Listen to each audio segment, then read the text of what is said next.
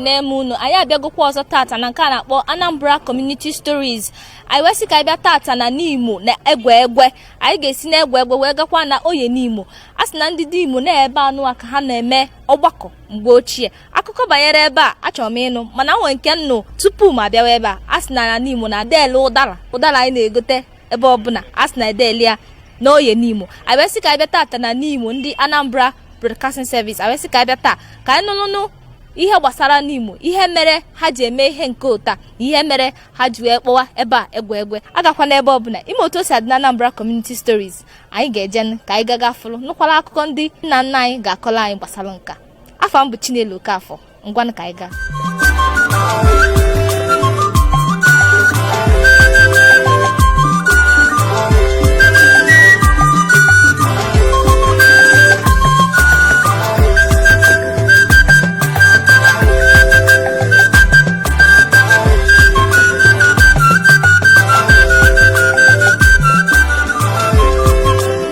Egwe bụ nnukwu ọhịa ka ọ bụ. O nwere ndị nwe ya, o nwere ujikwu ebe nnukwu ujikwu na ya. Ife anụ na-ebe na ya bụcha ugo na ezigbo anụ bụcha n'ọhịa. Mbekwudo ya nchi dịchabụ na ya na ọhụrụ dị ịkpakpa mụ anụ dị na ya. N'ime wee necha anya wee sị na aya eji eme ebe ọgbakọ ebe anya na-abụ akụ iju wee sụọ anya. Ọ bụrụ dị ndị nọkịta soro daba ọhịa ndị mgbe ochie sụchachara ya maọbụ ọhịa arụsị a na-akpụ egwe n'Imo. O nwere ndị na-eme ya ndị ọdọdọ na-eme arụsị ahụ dị ya maka na arụsị na-adị n'ala na ọha adịghị n'elu na ọ na-ana ka ọ na-anọ. Ewee mesịa nya egwe n'Imo wee rụba ụlọ na ya na ọ ya na-eme nzukọ ebe na-anọ dị na n'Imo maka o nwere egwe tụọ wee na ọ ya na-eme mitin. Ife menụ bụ na ịma na oye n'Imo abụrụta ka o bidoro oye ịma na ife gbasara oye afịa abịa na egwe n'Imo. Egwe n'Imo bụ nnekwu alụsị ka ọkwa mana village square ebe n'Imo niile ya bụ onwe ka esi wee ọgbakọ akụ ekwe mgbe gboo onye ọ na-agbakọ. Oye n'Imo bụ ebe anyị na-azụ afịa n'agịga abụkwala ebe n'Imo na-ezukọ onye bụ the center. Oye n'Imo bụ ancient market enwere na mgbamgba ebe a because ebe niile na-abịa tupu nkwụ Igbo wee developụzi ya ma ndị adazi na ndị agụrụ ma abacha ebe na-abịa oye n'Imo nnukwu afịa ka ọ bụ. Ka nwa na-eto ama na ọnya bụ afịa na-ewu ewu ndị niile na-abịa tupu ndị ọzọ enwezi afịa nkefa ọ eto oye n'Imo si. O nwere akụkọ akọrọ anyị mụ amarụ nke a mana ọ akọrọ anyị. O nwere ebe a na-akpọ okwu oye data okwu oye ebe a nọ wee gwọọ ọgwụ ka ha ga-echiche ọgụ wee melie. Dibịa ga-agwọ nọ wee gwafa na ya eji mmadụ wee gwọnye bụ ọgwụ. Ndị n'Imo si ọ dị mma wee kedu onye ọsịna nwoke ka gwụrụ arụ ka a ga-eji wee gwụ ya pasị na ọ dị mma. Ewelue n'oye bido gwọba na-etinye ebe na ala pasị olu na mgbe eweta mmadụ onye a ga-eweta na ebe a ma nye kwụsị n'ike ya nwa wee kọwa wee mee ide nnọọ kpachasịa pasị ya na ọgwụgwọ ya wetasịa ọ weta onye pasị ya na onwezi ife ọzọ ya eme na onye eweta onye ahụ egbochibe ọsịa ya ezi akwụ ya aka ya dibịa n'onwe ya ma ya ma mgbe ọgwụ ya ma akpa ya tụgbu ya n'olu kpuchie ya si na mmadụ ka ọ bụ ọgwụ ọfa weta mmadụ na ewetago mmadụ ma kpuchie ya wee jewala na agịga ya the same land mana ọ bụ part of it ka e nwezila ebe a na-akpọ egwe a bụ ebe ndị Imo na-anọ wee na-akpa nkata ebe a ka na-enwe chọọ ikwu okwu ebe a ka ha ga-anọ ife a kwuchara na ebe ahụ emechigo ya. Na mgbe ochie ebe a ka n'Imo na-anọ ọ bụgo na ya eje agha nọ ebe a ka ha nọ kama na ekwubezi anya a atụ inu mkpụrụ mmadụ na-emere ya ghọta ife a na-ekwu maka na ndị na-achị obodo anọgwuoli nzukọ nke fa kpa anya mmadụ na-emere ebe ama akara ise akpacha anya pụtazịa na egwe nwa n'Imo seli enu kwuo ebe a ekwu asụa ọsụbasị ndị ahụ amagolo ndị mmadụ aghọtago ife ekwu papa ama aghọtachi ya ọfụma ma ndị kpa anya bụ nkata kpagwe anaọfa bụ ndị na-achị n'Imo mana a da-akpọfa afa mbọsị a emezi ife agwa ndị mmadụ baga ntrakshọn anaọfa ịtụ ka esi chụpụ ụwa ọ na-egwu anwa ka ha nọ kpa ya nkata ife ọbụla n'Imo ya eme ọ na-egwu ka ha nọ enwezikwa ebe ọzọ unu kwuru ọ nwere onye ma nọ nke ikwu na-egwe egwe onye ma sị na n'Igbo na-asụ ọkwụ ya asị maghọta ife ekwu agbasa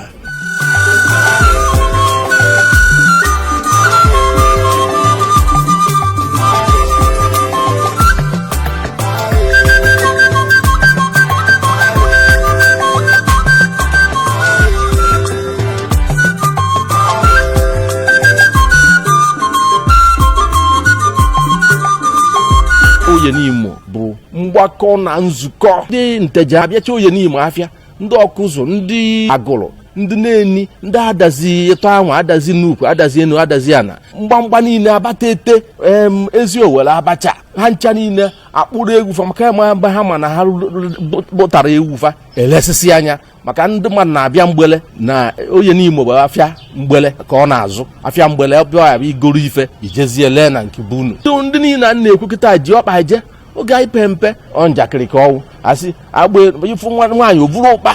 ọ na-agafe akpa ọsụsụ eju ya arụ o si na-eni ma ọba agụrụ na bịa were ọkpa bịa anyị na-akpa anya pụta anya gụba ha egwu na-asị agba enu n'ọwa agụ na ọ bụrụ ọya n'ọwa agụ agba enu n'ọwa agụ na ọ bụrụ ọya n'ọwa agụ ọhịa ụmụazị ji eme egwumegwu ihe pụrụ iche na ihe erikanụ a na-agụrụ mbibi iyi agụrụ ije nne Oyenimo ije oye ndị ọzọ ihe pụrụ iche eji akpọ nri Oyenimo nnekwu ahịa olu n'Igbo na-abịa maka isi nneni etughere na agba enu niile na-abịa Oyenimo nke ahụ bụ iwu so na ihe ndị nwecha nke ha na-eme ọ bụrụ sọsọ egwu ka a na-ele n'Oyenimo ife niile bụ ife nri dị n'Oyenimo andị m nnekwu anya ịbatakwa n'Oyenimo na ịhụ na oyibo abatagwo bịakwuzie ma a na-elekwuzi ma Indomi ma St. Peter ilue n'Oyenimo kịta anụnwa ihe eji Oyenimo kọmpe nkwụ ọkụzụ mgbe ilue nena ihe na Oyenimo na nkwụ ọkụzụ agaghara ilue nena ihe na Oyenimo na ahụ idengeri n'ọhịa ara Oyenimo ri nne jiba na Oyenimo kịta ifu na obuka mana ijezie mbọsị oye ihe dị iche ya na oye ndị ọzọ ịna ịdị ije ịghọta ihe na-ekwu o nwere ịdị ihe ịma na-egota na Oyenimo sọ mmadụ ka anyị naghị ele ya epụ iche na enweriwe ada na-ele ebe anwa ma ewu ma ọkụkọ ma ji ma ife nri ndị ọzọ na-abịa golu wee jelebezia na afịa nkeba o nwere afịa n'ala ya nso ebe nke Aba gara bụ n'ikpeazụ ọ dị na-eke agụ ka a na-anọbụ ebe a ikpeazụ ka afịa develops maka moto ụzọ gara ya moto na-agazi na rinne mmadụ na-enọ ya kịta o bugobe nnukwu afịa ka o siri gaa along the road afịa anọgana ife pụtara ọfụ ọzọ n'Imo nwere ife akpọrọ afịa lụwa nwee orika ụzọ agadị mgbe anwa mana ndị mmadụ na-eji ọkpa si agụ wee na-abịa afịa ma nkwụ Igbo ma the whole of ebe niile nọwa obodo gara anya okirikiri a na-abịa afịa na n'Igbo o wee buo na-afịa Oyenimo ọ ka ife chenjizi ife dịzi etu ọ dị ka ndị ọzọ lụbaziri afịa nke kwazụ kịta alụwajigo ụlọ na ya mgbe ochie otu otiti ọhịa ọ na-ahịọ onye nọ na-ejere ya asị ya anụ ka ọ na-ahịọ onye a na-ahịọ ya elu ihe mana ụlọ ebe n'oye ahụ ka ya na-alụ ihe ọ bụ ndị ahụ na-azụ ahịa ahụ ohi ya na-agbagoro ihe dị ka St. Michael ịnọ na St. Michael olume oye na-ahịa ụda n'ahịa ndị oye na ahịa ndị ọzọ dịchanụ Oyenimo bụ nnukwu ahịa na njikọ ọka o nweghị ihe anaghị elekwa na ya ọtọ mmadụ ka anaghị ele na ya o nwere ahịa ọjọọ ya bụ iruo ya afọ ihe ị chọrọ n'ahịa anwa ihe egote ihe ị chọrọ na ya mana ịbata n'Oyenimo ihe ọ bụla ị chọrọ ya a na-ele ele ihe afọ ya n'oye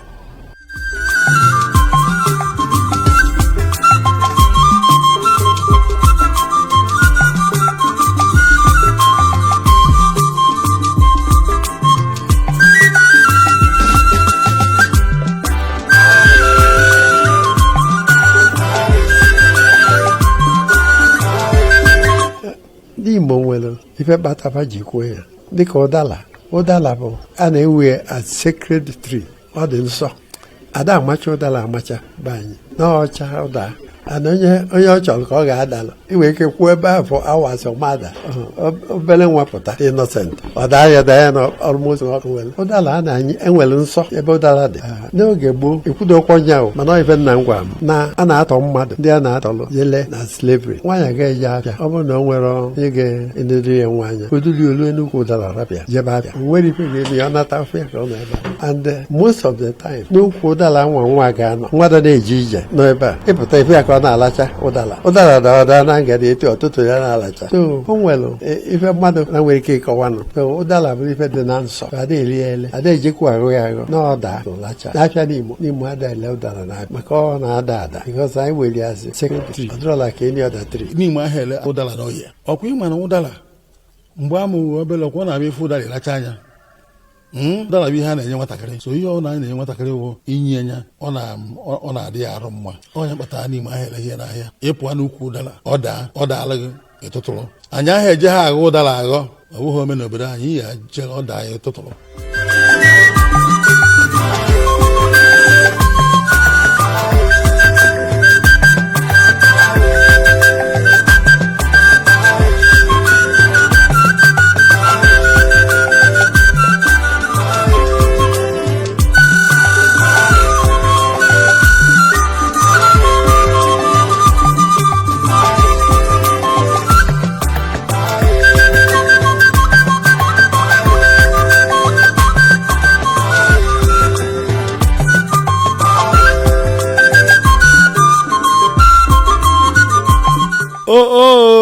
ọ bụziala gịnịzi anyị na-enwe na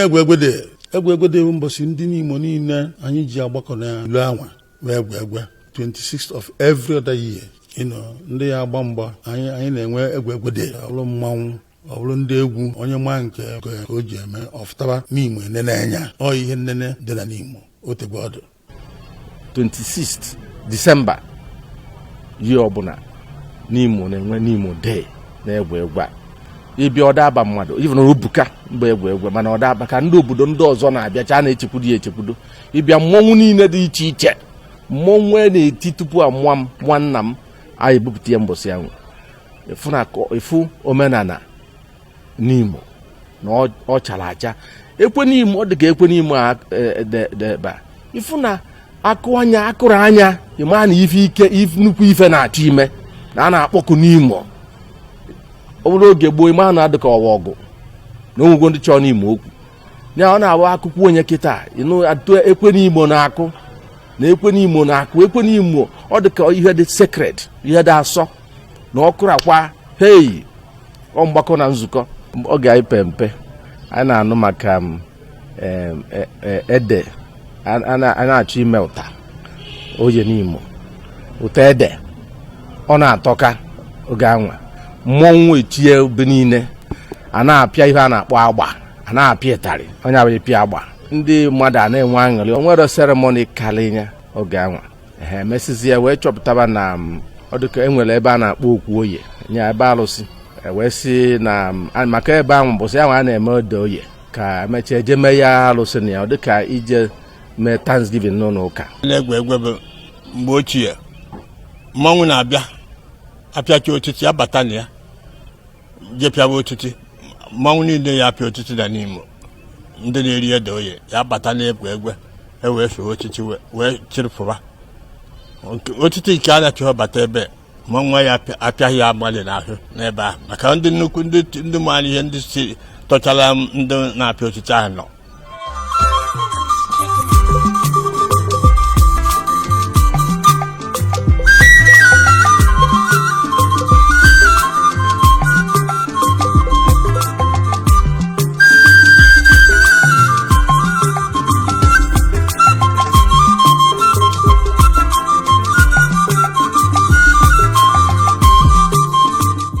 ihe nchọ ka ndị mmalụ n'ebe n'Imo nọ bụ na ka ha mara na ndị n'Imo na anyị nwere etu anyị si eme mgbe gboo bụ omenala anyị na-emesi ike dịka etu anyị na-enwe ihe anyị na-akpọ mmọnwụ festival n'obodo anyị nwere ihe anyị na-akpọ na-eje na-egwe ihe niile anụnwa bụ ihe nchọ ka ndị mmadụ malụ and ka ndị mmadụ makwara na anyị nwere ahịa bụ ọzọ ụda onwe ndị na-azụ ohu ugboro n'abalị ịtọ mana onye n'Imo na-azụ kwada nkịta ihe n'Imo ji ekozi n'ụwa akwụkwọ maka onye bụrụ onye na-ete nkwụ pụta ọzụchicha nwa ya ziji obodo oyibo sevu ego ziji onwe obodo oyibo onye mee onwere ezinụlọ ịbanye na n'Imo kịta ya afụrọ onye nwa ya n'obodo oyibo ya afụrọ lọya lawyers in particular. ndị n'Imo a na-ezu ori, onye n'Imo zuo ori usually a na-enwudi ya, ndị be anyị na-etikwu ya n'ọfọ. Onye zuo ori si nwudi ya, anyị egbu si gbuo ya. So enwere strict rule, and n'Imo na observe ya maka na father had working. Ịnọ ka na-akpọ Akalogiri bụ onye ndị a na-akwụgharị na 7 o'clock in the morning ka ebe ga-anọ na-aṅụ biya, na-ese siga, na-esi igbo, na-esi ịba. Ndị a bụ Akalogiri. N'Imo ada ala wee maka onye ngana anyị bụ ife anyị ga-eli bụ ọsụsọ ga-esu iwe kpatibe ga-eli. And average onye n'Imo dị wee ngala ọchọkwukwu inye fabụlọ ndị si ka a chọọ ka onye enye no, ya ga-alụ enweta nke onye masị ya si be ga anaba.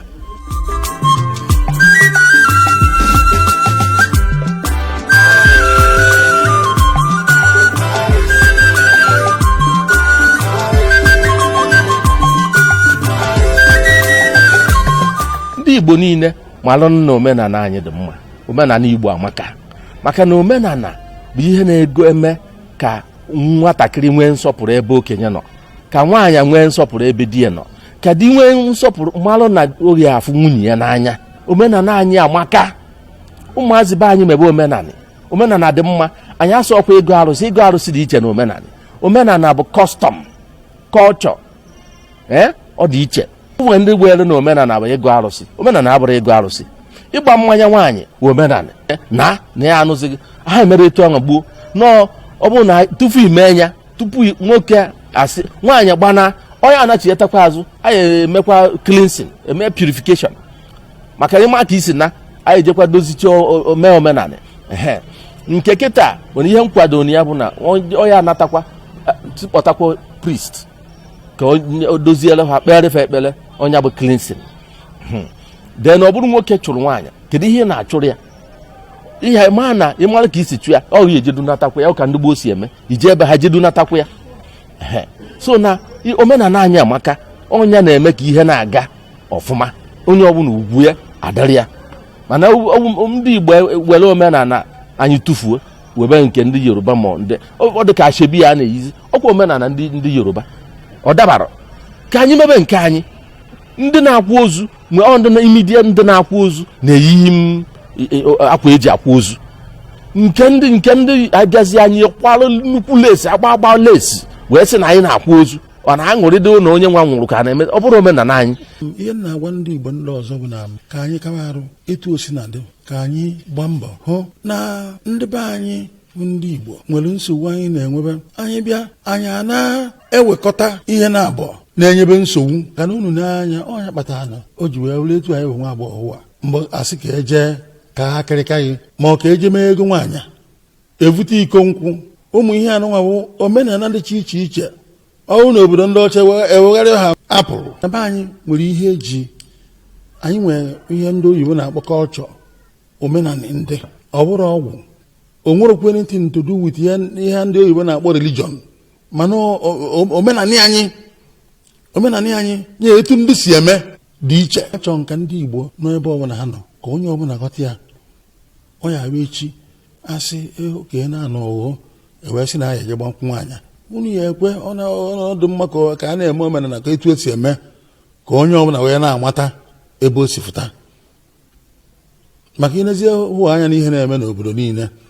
onye nọziala obodo oyibo ịnụ na-anọgbagwo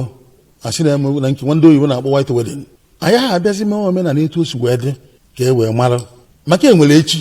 n'ihe ọbụla anyị na-eme. Ọkwa ka nsị ka m kwue agwụ na-agba ka ọ na-agharịrị ogwu. Ife gbasara ọdịnala dị delicate,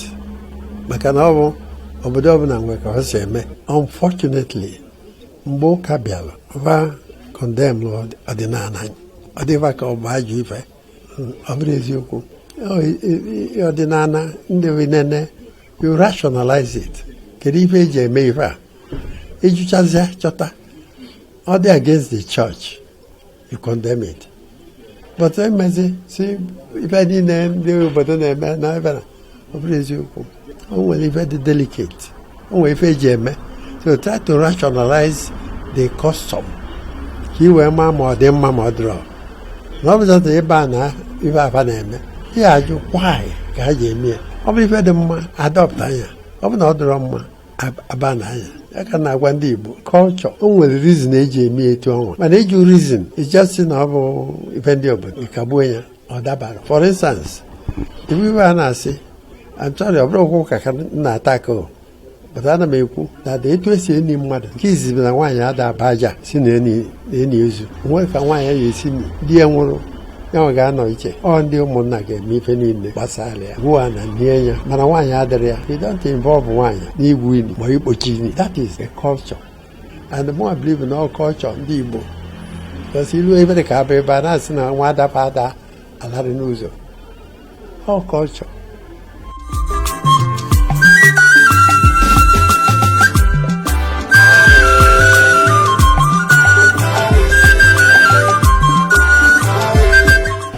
ka anyị na-abịa n'isi njedebe taa anyị ejega egwe